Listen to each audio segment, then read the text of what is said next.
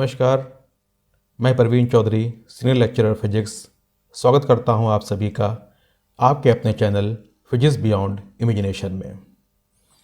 आज के इस वीडियो सेशन में हम लोग डिस्कस करेंगे गॉस थ्योरम के बारे में। इसको हम लोग गॉस प्रमेय के नाम से या गॉस के नियम के नाम से या गॉस लॉ के नाम से भी जानते हैं। गॉस थ्योरम के बारे में और जानने से पहले हमें तीन चीज़ों को बहुत अच्छे से जानना होगा, समझना होगा: इलेक्ट्रिक फ्लक्स, सरफेस एरिया और एरिया वेक्टर। इन तीनों चीज़ों के बारे में मैं इलेक्ट्रिक फ्लक्स नाम से एक वीडियो बना चुका हूं, जिसका लिंक आपको डिस्क्रिप्शन बॉक्स में प्रोवाइड करा दिया जाएगा। वहां से आप इस चीज़ को समझ सकते हैं, जान सकते हैं, देख सकते हैं। उसके बाद आपको ये वीडियो, ये लेक्चर बहुत क्लियर कट समझ में आ जाएगा। फिर भी बीच बीच में आपको मैं उस टॉपिक से कनेक्ट करता हुआ चलूँगा। तो चलिए शुरू करते हैं। Gauss theorem. Karl Frederick Gauss एक जर्मन मैथमेटिशियन और साइंटिस्ट थे, जिन्होंने हमें किसी क्लोज सरफेस एरिया से गुजरने वाले इलेक्ट्रिक फ्लक्स और उस क्लोज सरफेस एरिया के अंदर उपस्थित नेट चार्ज के बीच में एक संबंध बताया, एक रिलेशन बताया, जिसे हम गॉस प्रमेय या गॉस थ्योरम के नाम से जानते हैं। यानी हम कह सकते हैं गॉस लॉ के नियम के अनुसार किसी क्लोज सरफेस एरिया से गुजरने वाला नेट इलेक्ट्रिक फ्लक्स उस क्लोज एरिया से घिरे हुए नेट चार्ज का 1/ε0 टाइम्स होता है, 1/ε0 गुना होता है। According to Gauss theorem, the net electric flux through any close surface area is equal to the 1/ε0 times of the net charge enclose by the surface area. जैसा कि आप स्क्रीन पे देख रहे हैं कि मैथमेटिकली हम इसको इस तरीके से भी लिख सकते हैं: phi E equal to close integration E D A equal to 1/ε0 Q. यानी किसी क्लोज सरफेस एरिया के अंदर, किसी भी क्लोज सरफेस एरिया के अंदर कोई चार्ज रखा हुआ है तो बाहर आने वाला फ्लक्स क्या होगा? Q/ε0 टाइम्स होगा, Q/ε0 ही होगा। अब वो चाहे एरिया जो है वो चाहे वो क्यूबिक एरिया हो, चाहे वो आपका कोई एक 3 डायमेंशनल बॉक्स हो, उसके अंदर चार्ज रखा हुआ है, बाहर आने वाला फ्लक्स Q/ε0। कोई सिलेंड्रिकल शेप है, उसके अंदर अगर चार्ज रखा हुआ है तो बाहर आने वाला इलेक्ट्रिक फ्लक्स Q/ε0। कोई कोनिक शेप है, उसके अंदर चार्ज रखा हुआ है तो बाहर आने वाला इलेक्ट्रिक फ्लक्स, नेट फ्लक्स कितना होगा? Q/ε0। कैसी भी शेप हो, कैसा भी साइज हो, बस चार्ज उसके अंदर होना चाहिए तो बाहर फ्लक्स कितना आएगा? Q/ε0। और इसको हम लोग मैथमेटिकली प्रूव भी कर सकते हैं, इस रिलेशन को। तो चलिए देखते हैं इसका मैथमेटिकल प्रूफ क्या है। जैसा कि इस फिगर में आप देख रहे हैं कि हमने यहाँ पर एक स्फीयर को कंसीडर किया हुआ है। आप यहाँ पे इसको स्फीयर समझिएगा, इसको सर्किल मत समझिएगा, क्योंकि गॉस थ्योरम है। यहाँ पर हम जो भी शेप लेंगे, जो भी चीज़ लेंगे, वो 3 डायमेंशन होगी, 3D होगी या क्लोज सरफेस एरिया से घिरी हुई होगी। यानी एक बाउंड्री से घिरी हुई चीज़ है, हम यहाँ पर वही कंसिडर करेंगे। इसलिए सर्किल नहीं है, ये है स्फीयर, 3D शेप है ये। तो एक स्फीयर है, इसके बीच में हमने यहाँ पर एक प्लस क्यू चार्ज को कंसीडर कर लिया है कि इसके बीच में एक प्लस क्यू चार्ज है। अगर प्लस क्यू चार्ज है तो इसके कारण एक इलेक्ट्रिक फील्ड जनरेट होगी जो यूनिफॉर्मली बाहर की तरफ जो है निकलती हुई आपको लगेगी। Plus Q charge electric field का डायरेक्शन जो है वो बाहर की तरफ है। तो आप देख रहे हैं कि प्लस क्यू चार्ज है, इलेक्ट्रिक फील्ड बाहर की तरफ जा रही है और हर जगह यूनिफॉर्मली वो बाहर की तरफ निकलती जाएगी। इसकी सरफेस को काटती हुई ये बाहर की तरफ चली जाएगी। इस तरीके से electric field E, electric field E, electric field E. इस पूरे स्फीयर में जो है प्लस क्यू कारण जो इलेक्ट्रिक फील्ड होगी वो बाहर की तरफ जाएगी और हर जगह से बराबर ये काटते हुए बाहर चली जाएगी। तो ये पूरा एक स्फीयर है। हमने मान लिया कि इसका इस जो एरिया है वो कैपिटल ए है और इस पूरे बड़े से स्फीयर में एक छोटा सा हमने एक एरिया मान लिया है डी ए। छोटा सा एरिया, बड़े से एक एरिया में एक छोटा सा एरिया हमने कंसिडर कर लिया है डी ए। तो इलेक्ट्रिक फील्ड इसको काटती हुई भी बाहर जाएगी, तो उसका डायरेक्शन आप देख रहे हैं इस तरफ है। और ये जो सरफेस एरिया छोटा सा लिया हुआ है, इसका डायरेक्शन भी इस तरफ ही होगा, परपेंडिकुलर बाहर की तरफ होगा। सरफेस एरिया के बारे में मैंने बताया आपको कि इससे पहले जो वीडियो बनाया है मैंने, उसमें सरफेस एरिया, एरिया वेक्टर, इन सब के बारे में डिटेल से डिस्कस किया है। तो अगर आप उसको वहाँ पे देखेंगे तो यहाँ पर आपको बहुत क्लियर कट समझ में आ जाएगा। फिर भी देखते हैं यहाँ पर कि इलेक्ट्रिक फील्ड ई और डी ए दोनों का जो डायरेक्शन देखिए एक ही है, सेम है, दोनों एक ही डायरेक्शन में है। तो आप यहाँ पे देख रहे हैं स्मॉल आर यहाँ से यहाँ तक के डिस्टेंस है, यानी हम कह सकते हैं कि जो स्फीयर है उसकी रेडियस स्मॉल r है। तो इस छोटे से सरफेस एरिया पर कितना इलेक्ट्रिक फ्लक्स होगा? पूरा इलेक्ट्रिक फ्लक्स फाई है, तो छोटे से एरिया का इलेक्ट्रिक फ्लक्स कितना होगा? D phi. तो जैसा फिगर में आप देख रहे हैं, छोटे से एरिया से, छोटे से सरफेस एरिया से बाहर आने वाला छोटा सा इलेक्ट्रिक फ्लक्स डी फाई। तो डी फाई इक्वल टू हो जाएगा ई डी ए। ये तो आपको पता ही है, फॉर्मूला होता है इलेक्ट्रिक फ्लक्स का, d phi equal to a d a. इसको इक्वेशन नंबर हम लोग फर्स्ट कंसीडर कर लेते हैं। यहाँ पर ई क्या है? यहाँ पर ई है इलेक्ट्रिक फील्ड, और उसका भी रिलेशन आपको पता है, वो होता है E equal to 1/4 pi epsilon naught Q upon r square. जहाँ पर आर स्क्वायर क्या है? यहाँ पर आर हमारे पास में इस पूरे स्फीयर की रेडियस है। तो ये वैल्यू उठा करके हम यहाँ पे पुट कर देते हैं इक्वेशन नंबर फर्स्ट में, तो हमें क्या मिल जाता है? छोटा सा electric flux d phi equal to, ये वैल्यू ई की यहाँ पे रख दिया, तो 1/4 pi epsilon naught Q upon r square d a. इसको इक्वेशन नंबर हम लोग कंसीडर कर लेते हैं सेकंड। जैसा कि इस इक्वेशन से आप देख रहे हैं कि एक छोटा सा एरिया का छोटा सा इलेक्ट्रिक फ्लक्स हमारे पास में निकल करके आ गया, लेकिन हमको निकालना है पूरे स्फीयर का इलेक्ट्रिक फ्लक्स, यानी पूरे जो स्फीयर हमारे पास में उसका इलेक्ट्रिक फ्लक्स निकालना है। तो हमें करना क्या होगा? इस इक्वेशन नंबर सेकंड का हमें करना होगा सरफेस इंटीग्रल। तो इक्वेशन नंबर सेकंड का हम सरफेस इंटीग्रल कर देते हैं, तो हमको मिलता है यहाँ पर है phi equal to surface integral, integration का साइन बनाएंगे, छोटा सा सर्किल लगाएंगे बीच में, इसको बोलते हैं सरफेस इंटीग्रल या क्लोज इंटीग्रल। जो कि मेरे पास में जो सरफेस है वो क्लोज्ड है, 3D है, और बाकी वैल्यू यहाँ पे हम रख देते हैं इसको 1/4 pi epsilon naught Q upon r square d a. अब इस इक्वेशन से जो कांस्टेंट है वो बाहर निकल के आ जाएगा, तो हम लोग देखते हैं फाई इक्वल टू, जो कांस्टेंट है बाहर आया, तो 1/4 pi epsilon naught Q upon r square close integration d a. यहाँ पे आप देख रहे हैं कि ये है क्लोज इंटीग्रेशन डी ए, ये होता है ए, छोटा सा एरिया डी ए, तो पूरा एरिया क्या होगा? ए, यानी इस डी ए का क्लोज इंटीग्रेशन करेंगे तो हमको मिलेगा ए। ये वैल्यू यहाँ पर हम पुट कर देंगे, तो आपको मिल जाएगा यहाँ पर फाई इक्वल टू, यानी कि जो फ्लक्स बाहर निकल के आ रहा है, equal to 1/4 pi epsilon naught Q upon r square, और क्लोज इंटीग्रेशन डी ए की जगह रख देंगे हम लोग यहाँ पर ए। ये फार्मूला होता है, आपको पता ही होगा। और ये कैपिटल ए यहाँ पर क्या है? हमने माना था कि कैपिटल ए जो है वो इस सरफेस एरिया, इसका सरफेस एरिया है, पूरे स्फीयर का जो है वो सरफेस एरिया है, और सरफेस एरिया स्फीयर का आपको पता है वो होता है A equal to 4 pi r square. तो ये ए की वैल्यू हम यहाँ पुट कर देते हैं, तो बाहर आने वाला electric flux phi equal to हो जाएगा 1/4 pi epsilon naught Q upon r square and 4 pi r square. तो आप देख रहे हैं यहाँ पर 4 pi cancel, r square cancel, हमारे पास जो बचा वो बचा फाई इक्वल टू 1/एप्सिलॉन नॉट क्यू। तो यहाँ पर आप देख रहे हैं कि बाहर आने वाला फ्लक्स, बाहर इस स्फीयर से बाहर आने वाला इलेक्ट्रिक फ्लक्स कितना हुआ?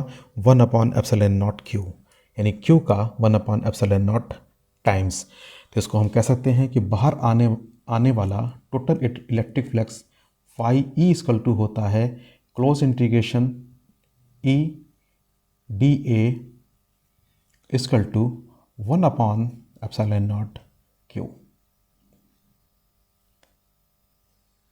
This is the Gauss theorem. यही गॉस थ्योरम है जो कि बताती है कि किसी क्लोज सरफेस एरिया के अंदर अगर कोई चार्ज रखा हुआ है तो बाहर आने वाला नेट इलेक्ट्रिक फ्लक्स होगा Q अपॉन एप्सिलॉन नॉट। ये स्फीयर से बाहर आने वाला चार्ज कितना हो गया, इस स्फीयर से बाहर आने वाला चार्ज हो गया, बाहर आने वाला इलेक्ट्रिक फ्लक्स हो गया 1 अपॉन एप्सिलॉन नॉट Q। चलिए डिस्कस करते हैं गॉस थ्योरम से संबंधित कुछ इंपॉर्टेंस रूल्स के बारे में, इंपॉर्टेंस फैक्ट्स के बारे में। पहला रूल्स ये है कि किसी भी क्लोज सरफेस एरिया से बाहर आने वाला इलेक्ट्रिक फ्लक्स उस क्लोज सरफेस एरिया के साइज के ऊपर डिपेंड नहीं करता है। According to Gauss law the net electric flux does not depend upon the size of the close surface area. Size कोई भी हो सकता है। सपोज़ एक छोटा सा सरफेस, एक स्फीयर हम कंसीडर कर लें कि छोटा सा स्फीयर है, उसके अंदर प्लस क्यू चार्ज रखा हुआ है, तो बाहर आने वाला फ्लक्स कितना होगा Q अपन एप्सिलॉन नॉट। थोड़ा सा बड़ा स्फीयर हो गया, चार्ज रखा है प्लस क्यू, तो भी आपका बाहर आने वाला फ्लक्स कितना होगा Q अपन एप्सिलॉन नॉट। यानी बाहर आने वाला इलेक्ट्रिक फ्लक्स जो है वो क्लोज सरफेस एरिया के साइज के ऊपर डिपेंड नहीं करता है। तो चलिए इसी चीज़ को थोड़ा मैथमेटिकली समझने का प्रयास करते हैं। जैसा कि आप फिगर में देख रहे हैं कि यहाँ पर अलग अलग साइज के स्फीयर्स को कंसीडर किया गया है। छोटा स्फीयर कंसीडर किया गया है जिसके सेंटर में जो है प्लस क्यू चार्ज रखा हुआ है, और इस छोटे से स्फीयर की रेडियस है स्मॉल r। एक उससे बड़ा स्फीयर कंसीडर किया गया है जिसकी रेडियस है 2r, और एक सबसे बड़ा स्फीयर कंसीडर किया गया है जिसकी रेडियस है 3r। यानी यहाँ पर अलग अलग साइज के स्फीयर्स को कंसीडर किया गया है, और हमको यहाँ पर ये देखना है कि अलग अलग स्फीयर से निकलने वाला इलेक्ट्रिक फ्लक्स कितना होगा, क्या इक्वल होगा कि वो डिफरेंस होगा। तो यहाँ पर आप देख रहे हैं कि प्लस क्यू को हमने कंसीडर किया है कि प्लस क्यू चार्ज जो है वो सेंटर में रखा हुआ है, जिससे कारण प्रोड्यूस होने वाली इलेक्ट्रिक फील्ड लाइंस जो हैं वो बाहर की तरफ निकलेंगी। चूँकि चार्ज पॉजिटिव है तो इलेक्ट्रिक फील्ड की डायरेक्शन जो है वो आउटसाइड होगी, बाहर की तरफ होगी। तो छोटे वाले स्फीयर से इलेक्ट्रिक फील्ड काटेगी और बाहर निकलेगी। आप देख रहे हैं कि इलेक्ट्रिक फील्ड E और सरफेस एरिया का डायरेक्शन DA दोनों एक ही तरफ हैं। फिर यही इलेक्ट्रिक फील्ड जो है वो दूसरे वाले स्फीयर को यहाँ से काट के निकलेगी, और यही इलेक्ट्रिक फील्ड जो है वो तीसरे स्फीयर को काट करके बाहर निकलेगी। तो यहाँ हम लोग को करना क्या है कि पहले छोटे से स्फीयर के लिए हम देखते हैं, इस वाले स्फीयर की हम बात करते हैं कि इस वाले स्फीयर से कितना इलेक्ट्रिक फ्लक्स बाहर आ रहा है। छोटे वाले स्फीयर में कितना इलेक्ट्रिक फ्लक्स बाहर आएगा वो हम देखते हैं। वो होगा d phi equal to EdA, और हम लोग जानते हैं कि E की वैल्यू क्या होती है, d phi equal to 1 upon 4 pi epsilon naught Q upon, और छोटे वाले स्फीयर की रेडियस कैपिटल R है तो कैपिटल R का स्क्वायर एंड DA। तो ये छोटे वाले स्फीयर की बात कर रहा हूँ जिसमें जो है छोटे से एलिमेंट से जो बाहर निकल के आया, तो पूरे स्फीयर से कितना आएगा, तो हम इस इक्वेशन को जो है क्लोज इंटीग्रेशन कर देंगे तो हमको मिल जाएगा phi equal to integration 1 upon 4 pi epsilon naught Q upon R square and DA। आपको इससे पहले पता ही है कि इसमें जो भी कांस्टेंट बाहर निकल आएंगे तो आपको मिलेगा यहाँ पर phi equal to 1 upon 4 pi epsilon naught Q upon R square close integration DA। और आप ये भी जानते हैं कि क्लोज इंटीग्रेशन DA यानी कि पूरे स्फीयर का एरिया कितना हो जाएगा, आपको मिल जाएगा phi equal to 1 upon 4 pi epsilon naught Q upon R square and A। और A क्या है, इस छोटे से स्फीयर का जो है वो एरिया है, यानी छोटे वाले स्फीयर के एरिया, और स्फीयर के एरिया आपको पता है वो होता है 4 पाई R स्क्वायर। तो यहाँ पर मैं इसकी वैल्यू पुट कर देंगे तो आपको मिल जाएगा phi equal to 1 upon 4 pi epsilon naught Q upon R square and A की वैल्यू 4 पाई R स्क्वायर।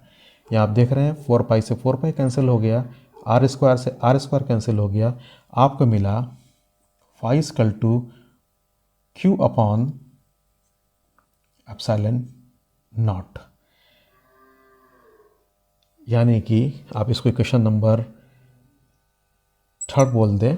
और आप देख रहे हैं कि छोटे वाले स्फीयर से कितना फ्लक्स बाहर निकल के आया, Q अपॉन एप्सिलॉन नॉट, यानी बाहर आने वाला फ्लक्स कितना होगा, Q upon epsilon not. Similarly अब इस वाले स्फीयर के लिए हम इलेक्ट्रिक फ्लक्स काउंट करते हैं, कितना होगा, वो होगा d phi equal to, same बिल्कुल ऐसे ही चलेगा, वो होगा 1/4 pi epsilon naught Q upon, अब यहाँ पर आर स्क्वायर है लेकिन इसकी रेडियस 2r है, तो ये हो जाएगा आपका 2r का होल स्क्वायर, 2r का और स्क्वायर एंड डी ए। अब हमको पूरा फ्लक्स निकालना है।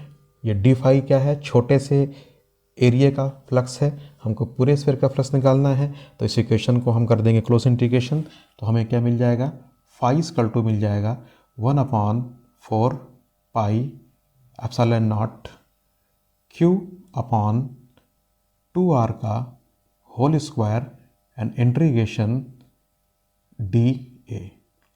और ये आपको पता है कि डी ए का इंटीग्रेशन, क्लोज इंटीग्रेशन वो होता है ए, तो ये मिल जाएगा आपको phi equal to 1/4 pi epsilon naught Q upon 2r का होल स्क्वायर एंड ए। और ये हो जाएगा ए, और ए क्या है यहाँ पर, ए आपका जो है वो एरिया ऑफ स्फीयर है, जो कि होता है 4 पाई आर स्क्वायर, लेकिन आर की जगह यहाँ पर 2r है, तो ये हो जाएगा 4 पाई 2r का स्क्वायर। तो इसको लिख देंगे 4 2r का whole square and 2 whole square यहाँ से कैंसिल आउट, 4 पाई ये कैंसिल आउट, आपको मिल जाएगा यहाँ पर phi equal to Q upon epsilon naught. इसको इक्वेशन नंबर हम लोग 4 कंसीडर कर लेंगे, यानी कि हम यहाँ पे कह सकते हैं कि इस वाले स्फीयर से भी जो इलेक्ट्रिक फ्लक्स बाहर निकल के आया वो हुआ Q upon epsilon not. Similarly जब हम इसके लिए निकालेंगे तो बिल्कुल ये भी बिल्कुल सेम ऐसे ही चलेगा, और यहाँ से भी निकल करके आएगा Q अपॉन एप्सिलॉन नॉट। तो जो ये रूल बोलता है कि टोटल इलेक्ट्रिक फ्लक्स जो बाहर आता है वो क्लोज सरफेस एरिया के साइज के ऊपर डिपेंड नहीं करता है। चलिए अब डिस्कस करते हैं गॉस लॉ के दूसरे रिजल्ट्स के बारे में, कि गॉस लॉ के अनुसार, according to Gauss law, net electric flux close surface area के शेप के ऊपर डिपेंड नहीं करता है। According to Gauss law the net electric flux does not depend upon the shape of the close surface area. यानी कह सकते हैं कि क्लोज सरफेस एरिया का शेप कैसा भी हो, या वो कोनिक हो सकता है, सिलेंड्रिकल हो सकता है, क्यूबिक हो सकता है, उसके शेप पर इलेक्ट्रिक फ्लक्स का कोई भी इफेक्ट नहीं पड़ता है। एग्जाम्पल के तौर पे हम दिखा देते हैं आपको कि ये आपके पास में एक कोई क्यूब है,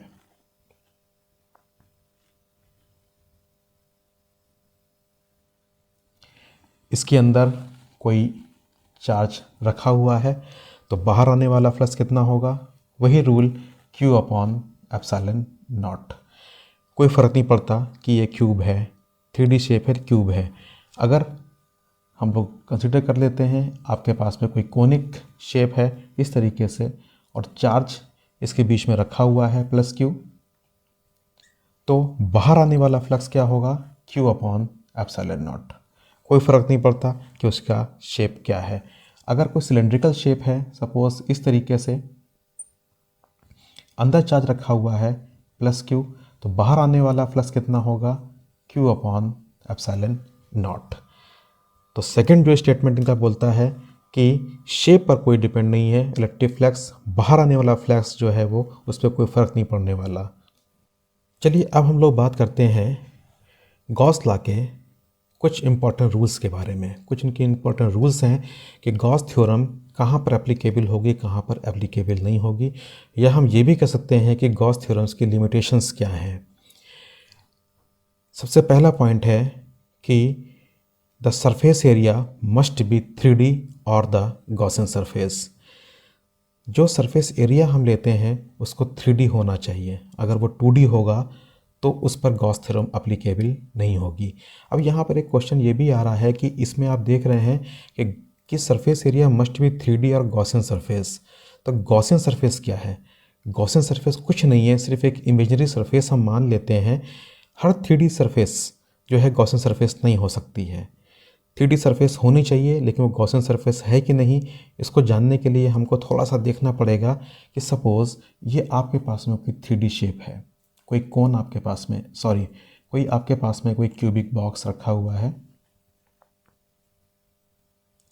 ये एक 3D शेप है, लेकिन ये गॉसियन सरफेस है कि नहीं ये कैसे पता चलेगा? अगर इसके अंदर प्लस क्यू चार्ज रखा हुआ है तो ये गॉसियन सरफेस है। अगर इसके अंदर प्लस क्यू चार्ज नहीं है तो 3D शेप होते हुए भी ये गॉसियन सरफेस नहीं है। तो हमारे पास में पहला रूल जो इसका है, या पहली लिमिटेशंस गॉस थ्योरम की यही है कि गॉस थ्योरम वहीं पर एप्लीकेबल होगी जहाँ पर शेप जो है आपका, या क्लोज सरफेस एरिया जो है वो 3D होगा और साथ साथ में गॉसियन सरफेस भी होगा। अगर गॉसियन सरफेस नहीं है, 3D शेप नहीं है, तो गॉस थ्योरम वहाँ पर एप्लीकेबल नहीं होगी। चलिए बात करते हैं इसके सेकेंड रूल के बारे में, या सेकेंड लिमिटेशन के बारे में, कि charge must be placed inside the surface area. If charge placed outside the surface area the net electric flux will be 0। यानी हम यहाँ पर कह सकते हैं कि चार्ज जो है वो क्लोज सरफेस एरिया के अंदर होना चाहिए। अगर चार्ज क्लोज सरफेस एरिया के बाहर रखा हुआ है तो इस क्लोज सरफेस एरिया के थ्रू जो नेट इलेक्ट्रिक फ्लक्स होगा उसकी वैल्यू 0 हो जाएगी। इसको हम दो तरीके से समझ सकते हैं। पहला तो एरिया वेक्टर के अकॉर्डिंग समझ सकते हैं, और मैंने बताया आपको कि मैं इसके बारे में एक वीडियो बना चुका हूँ इलेक्ट्रिक फ्लक्स के नाम से। वहाँ पर एरिया वेक्टर की पूरी प्रॉपर्टी डिस्कस करी गई है। अगर थोड़ा सा वहाँ से आप जो है उसको समझ लें, देख लें, तो यहाँ पर बहुत क्लियर कट आप उसको समझ सकते हैं। खैर कोई बात नहीं, इसको देखते हैं। और सेकेंडली जो है इसको हम मैथमेटिकली भी जो है समझ सकते हैं कि अगर चार्ज बाहर है तो वो उसकी नेट इलेक्ट्रिक फ्लक्स 0 कैसे होगा। तो चलिए पहले एरिया वेक्टर के थ्रू समझने का प्रयास करते हैं कि अगर चार्ज जो है सरफेस एरिया के बाहर रखा हुआ है तो नेट इलेक्ट्रिक फ्लक्स 0 कैसे होगा। जैसा कि आप इस फिगर में आप देख रहे हैं कि हमारे पास में यहाँ पर एक क्यूबिक शेप है, 3D क्यूबिक शेप है, और यहाँ पर चार्ज जो है वो प्लस क्यू बाहर रखा हुआ है। सरफेस एरिया से बाहर को चार्ज रखा गया है, और यहाँ पर हम देखेंगे क्या, एरिया वेक्टर के थ्रू हम समझने का प्रयास करेंगे। अगर प्लस क्यू चार्ज है तो इसके थ्रू कुछ इलेक्ट्रिक फील्ड प्रोड्यूस होंगी जो यूनिफॉर्मली चारों तरफ फैल जाएंगी। प्लस क्यू चार्ज है, इस इलेक्ट्रिक फील्ड का डायरेक्शन जो है वो आउटवर्ड होगा, बाहर की तरफ होगा। उसमें से कुछ फील्ड जो हैं इलेक्ट्रिक फील्ड इस सरफेस एरिया से होकर के निकलेंगी। तो सपोज़ इलेक्ट्रिक फील्ड E ने पहले P सरफेस को काटा, फिर इसी इलेक्ट्रिक फील्ड E ने सरफेस Q को काटा और ये बाहर की तरफ चली गई। आप देख रहे हैं कि इस इलेक्ट्रिक फील्ड ने पहले इस बॉक्स की P सरफेस को काटा, फिर इससे क्रॉस होकर के इसने Q सरफेस को काटा और यहाँ से वो बाहर होती हुई चली गई।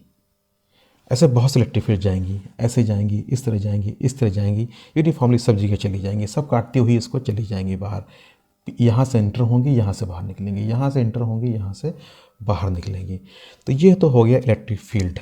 अब हमको यहाँ पर ये देखना है कि इस सरफेस का डायरेक्शन किस तरफ है, तो ये हमको बताएगा एरिया वेक्टर। तो हम करेंगे क्या कि इस सरफेस से बाहर की तरफ एक परपेंडिकुलर खींचेंगे, एक अंदर की तरफ परपेंडिकुलर खींचेंगे। तो ये हो जाएगा वेक्टर एरिया वेक्टर ए, और ये हो जाएगा एरिया वेक्टर ए। बट यहाँ पर रूल ये है कि एरिया वेक्टर जो शेप 3D शेप के अंदर जाता है उसको हम कंसीडर नहीं करते हैं। यानी जो एरिया वेक्टर अंदर की तरफ गया उसको हमको नहीं लेना है, सिर्फ जो बाहर की तरफ एरिया वेक्टर है सिर्फ उसको ही कंसीडर करना है। और सेम स्टोरी क्यू पर सरफेस पर भी होगी। आप देख रहे हैं कि इस क्यू सरफेस पर हम एरिया वेक्टर खींचेंगे तो एक तो होगा एरिया वेक्टर ये, और एक होगा एरिया वेक्टर अंदर की तरफ वेक्टर ए। तो यहाँ पर भी सेम रूल है कि 3D शेप के अंदर जो एरिया वेक्टर जो होता है उसको हम नहीं लेते हैं, यानी इसे हम कंसीडर नहीं करेंगे। सिर्फ बाहर की तरफ जो एरिया वेक्टर है उसको हम कंसीडर करेंगे। तो पी सरफेस आप देख रहे हैं कि इलेक्ट्रिक फील्ड का डायरेक्शन इस तरफ है, और एरिया वेक्टर का डायरेक्शन इस तरफ है, यानी इलेक्ट्रिक फील्ड इस तरफ और एरिया वेक्टर इस तरफ, अंदर वाला तो लिया नहीं, तो इलेक्ट्रिक फील्ड इस तरफ और एरिया वेक्टर इस तरफ। पी सरफेस पर ई और ए के डायरेक्शन अपोजिट है, इसलिए यहाँ पर जो हमारे पास में इलेक्ट्रिक फ्लक्स आएगा वो होगा नेगेटिव।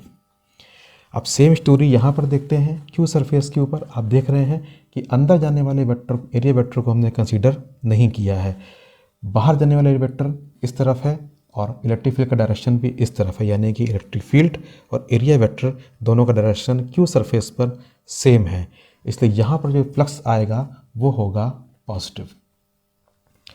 तो आप देख रहे हैं कि पी सरफेस पर फ्लक्स आया नेगेटिव, क्यू सरफेस पर फ्लक्स आया पॉजिटिव, और ये दोनों फ्लक्स एक दूसरे को कैंसिल आउट कर देंगे और इस पूरे क्लोज सरफेस से जो आपका नेट इलेक्ट्रिक फ्लक्स है वो हो जाएगा ज़ीरो। तो आपने देखा कि एरिया वेक्टर के अकॉर्डिंग हम किस तरीके से इसको प्रूफ कर सकते हैं। और सेकेंडली अब हम इसको मैथमेटिकली प्रूफ करने का प्रयास करते हैं कि इसको मैथमेटिकली कैसे प्रूफ किया जाए। Mathematically for the P surface the net electric flux for P surface the net electric flux phi is equal to E dA cos theta, where theta is the angle between E and A, electric field E and the area vector A।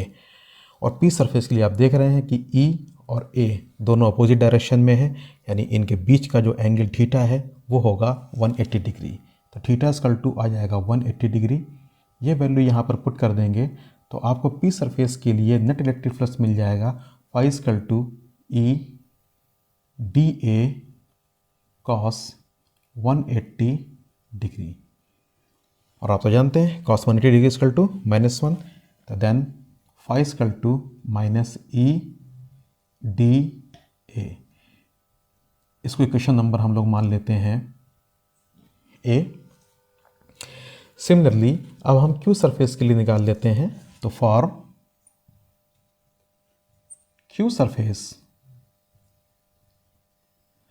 Surface पर जो electric flux आएगा उसकी value phi equal to E D a cos theta, and theta आप देख रहे हैं यहाँ पर है कि एरिया वेक्टर ए भी डायरेक्शन इस तरफ है और इलेक्ट्रिक फील्ड ई का डायरेक्शन भी इस तरफ है, यानी ए और ई का डायरेक्शन सेम है, यानी कि एंगल वहाँ पर हो जाएगा ज़ीरो।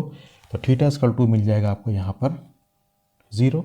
जब ये वैल्यू यहाँ पुट करेंगे तो आपको क्यू सरफेस पर जो है इलेक्ट्रिक फ्लक्स मिल जाएगा phi equal to E D a cos zero, cos 0 1, यानी हम कह सकते हैं कि phi equal to plus E D A.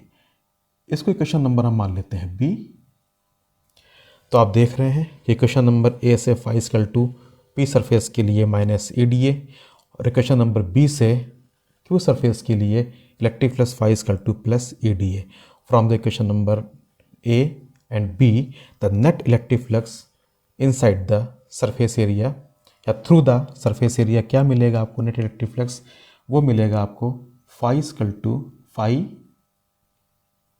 Net electric flux पूरे सरफेस एरिया के लिए आपको मिल जाएगा plus E D a and minus E D A equal to zero.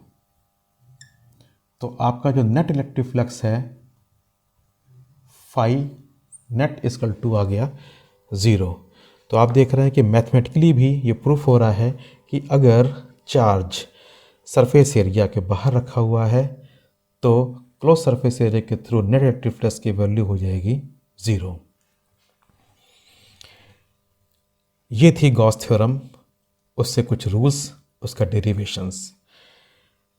और अगर इसके बारे में कोई भी आपको कन्फ्यूज़न हो, इतने दौरान आप कुछ भी समझ में ना आया हो, तो प्लीज़ मुझे आप कांटेक्ट कर सकते हैं। मुझे आप इंस्टाग्राम पर भी फॉलो कर सकते हैं और डिस्क्रिप्शन बॉक्स में भी क्वेश्चन पुटअप कर सकते हैं। कोशिश करूँगा कि आपकी सारी क्वेरीज़ को मैं सॉल्व कर दूँ। अब जल्दी मिलूँगा आपसे नए वीडियो लेक्चर में। Thank you.